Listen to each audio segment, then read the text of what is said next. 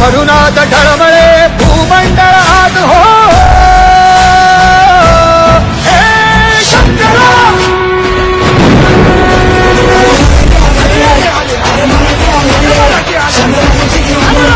जय भवानी आमच्या शिवाचं घेतलं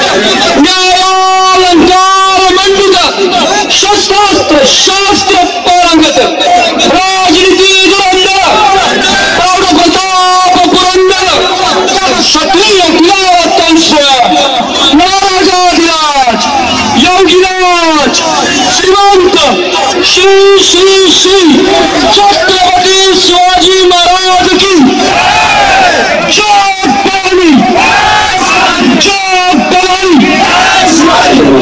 आणि युवकांच्या गळ्यातला ताई आदरणीय युवा नेते आदित्यजी ठाकरे साहेब, त्याचप्रमाणे युवा नेते माननीय रोहितदादा पवार, व्यासपीठावर उपस्थित असलेले आमचे मार्गदर्शक आणि खऱ्या अर्थानं संसदेमध्ये सर्वसामान्य नागरिकांचे प्रश्न मांडणारे खरे खासदार आदरणीय डॉक्टर अमोल कोल्हे, त्याचप्रमाणे व्यासपीठावर उपस्थित असलेले आमचे बाळाराम पाटील साहेब, सचिनजी आयर, संजयजी जगताप, त्याचप्रमाणे या ठिकाणी उपस्थित असलेले आमचे माजी आमदार मनोहर भोईर साहेब, माजी आमदार ॲडव्होकेट गौतम चाबुक सर, आमचे शिरीषजी घरत, लीलाताई पास्टे, मानवजी कांबळे, कैलास कदम, तुषारजी कामटे, सचिन भोसले,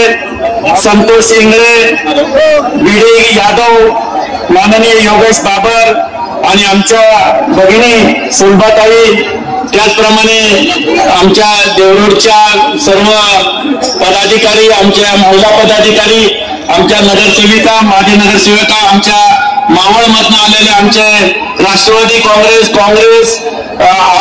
शेतपा या पक्षाचे सर्व पदाधिकारी, त्याचप्रमाणे आमचे कर्जत खालापूरचे माननीय नितीन सावंत आणि शिरीष घरत, हे सर्व मान्यवर या ठिकाणी उपस्थित झालेले आहेत आणि मी सर्वांचं या ठिकाणी साहेब स्वागत करतो। आपल्या मावळ लोकसभा मतदारसंघातील आपल्या पनवेलचे, उरणचे आणि कर्जत खालापूर, मावळ, त्याचप्रमाणे पिंपरी आणि चिंचवड या 6 विधानसभेतील सर्व मान्यवर या ठिकाणी उपस्थित आहेत। आमच्या माता भगिनी या ठिकाणी उपस्थित आहेत, आमचे युवक या ठिकाणी उपस्थित आहेत। खरं वास्तविक पाहता हे इलेक्शन अतिशय म्हणजे लोकांनी हातामध्ये घेतलेली आहे, मतदारांनी हे इलेक्शन हातामध्ये घेतलेले आहे। साहेब, हे इलेक्शन जनशक्ती विरुद्ध धनशक्ती हा इलेक्शन आहे आणि आज आपल्या मावळ मतदारसंघामध्ये परिवर्तन करून दाखवण्यासाठी आणि एका सामान्य कार्यकर्त्याला या स्वाभिमानी भूमीचा पुढचा खासदार करण्यासाठी इथं उपस्थित असणारे ज्यांनी तेलंगणामध्ये काही जादू केली आणि काँग्रेसला तिथं सत्तेत आणलं असे ज्येष्ठ नेते माणिकरावजी ठाकरे साहेब,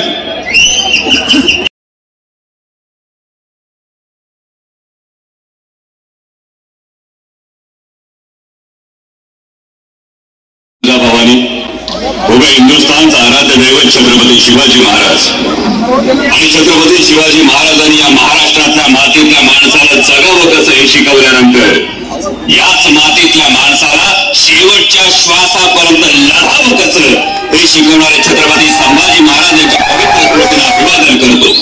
मराठी मनाचा मानबिंदू हिंदुत्व सम्राट शिवसेना प्रमुख बाळासाहेब ठाकरे यांना मानाचा मुजरा करतो। आज महाविकास आघाडी, इंडिया आघाडीचे अधिकृत उमेदवार माझे मित्र, माझे स्नेही संजोजी वाघेरे पाटील यांच्या उमेदवारी अर्ज दाखल करण्याच्या या सभेसाठी उपस्थित असणारे आज महाराष्ट्र संघर्षाच्या दृष्टीनं ज्या एका युवकाकडे प्रेरणा म्हणून पाहतोच शिवसेनेचे नेते मान्य आदित्यजी ठाकरे, तेलंगणामध्ये ज्यांनी जादू घडवली ते माजी मंत्री आदरणीय माणिकरावजी ठाकरे, ज्यांनी आताच आपल्याला मार्गदर्शन केलं ते रोहितदादा पवार, माजी आमदार बाळारामजी पाटील, संपर्क प्रमुख सचिनजी आहे, व्यासपीठावरील सगळेच मान्यवर, कारण वेळेची मर्यादा असल्यामुळे सर्व मान्यवरांचा एकत्रित उल्लेख करतो। आणि सगळ्यात महत्वाचं म्हणजे ज्याचे हात शिवशिवतात आणि करून दाखवण्यासाठी जो आतुरलाय तो समोर बसलेला हा कडवा शिवसैनिक, हा निष्ठावान शिवसैनिक, सगळ्यांना सस्नेह जय महाराष्ट्र। अनेकांना कुतूहल वाटलं असेल, अनेकांना अप्रूप वाटलं असेल, वैभवजी याची निवडणूक शिरूरला हा उमेदवार आहे आणि शिरूरला लढत असताना हा मावळमध्ये येऊन मावळच्या उमेदवाराच्या नॉमिनेशन अर्जाचा प्रचार करतोय.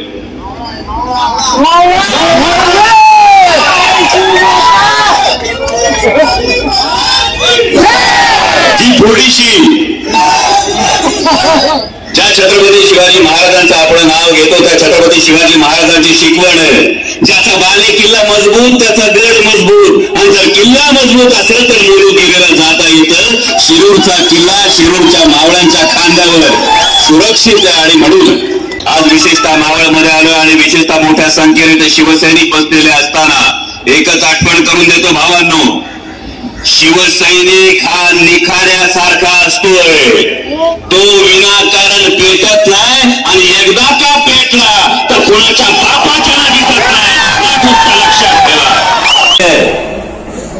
आदित्यजी वाघेरे पाटलांचं खरं तर भाग्य एका वेगळ्या गोष्टीसाठी आहे की कोणत्या लोकसभा मतदारसंघाचं प्रतिनिधित्व ते करणार आहेत सचिन भाऊ, तर मावळ लोकसभा मतदारसंघाचं प्रतिनिधित्व करणार आहेत.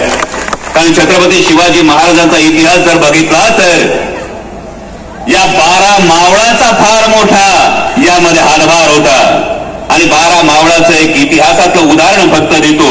यावरून मावळ्यांनी समजून घ्यावं आणि मावळ लोकसभा मतदारसंघातल्या प्रत्येक मतदारांनी समजून जावं. जेव्हा अफजल खानाचं आक्रमण आलं होतं आदिल शहा कडून, मी आदिल शहा म्हटलं,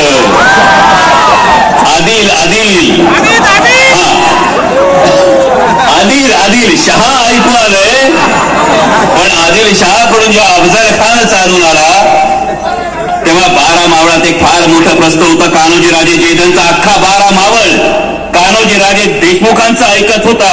कान्होजी राजांना फरमान आलं. आजकाल वेगळी फरमानं येतात, त्या काळात फरमान आलं होतं अफजल खानाची साथ द्या नाहीतर तुमच्या घरादारावरून नांगर फिरवील. आजकाल वेगळी फरमानं येतात आणि लोकांच्या हे फरमानं आली की लोकांच्या भूमिका बदलतात. पण प्रेरणा कुठली घ्यायची? 2 उदाहरणं होती या मावळ भागामध्ये. एक उदाहरण होतं ते कान्होजी राजे जयदेवांचं, दुसरं उदाहरण होतं ते खंडोजी खोपडे देशमुखांचं. खंडोजी खोपड्यांनी फरमान आलं तशी आदिलशहाची वाट धरली, अफजल खानाची वाट धरली आणि कान्होजी राजे जयदेवांना फरमान आलं. कान्होजी राजे जयदेव छत्रपती शिवाजी महाराजांसमोर येऊन बसले आणि म्हटले, महाराज हे वतनावर पाणी सोडलं पण मातीशी आणि स्वराज्याशी गद्दारी होणार नाही. आज जेव्हा इतिहास सांगितला जातो तो खंडोजी राजे खोपडे देशमुखांचा नाही, कान्होजी राजे जयदेवांचा सांगितला जातो, या स्वराज्य निष्ठेचा सांगितला जातो. हे माझ्या मावळाने लक्षात ठेवलं पाहिजे.